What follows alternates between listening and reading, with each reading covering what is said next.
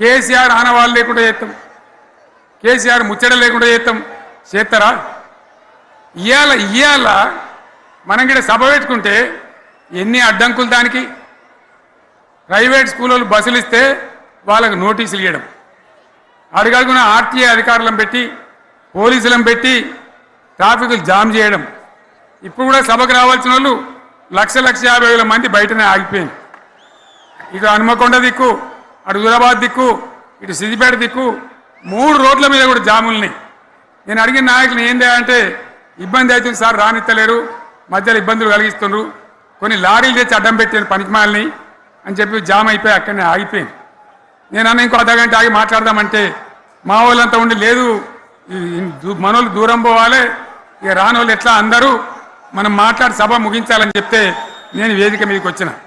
ఇన్ని అడ్డంకులు ఇంత కడుపు ఆపుతారా? బీఆర్ఎస్ సభలను ఆపుతారా? ఈ ప్రపంచనాన్ని ఎవడాపుతాడు? ఆగబడితే ఆగుతుందా? నేను ఒక్క మాట పోలీసు మిత్రులకు మనవి చేస్తా ఉన్నా.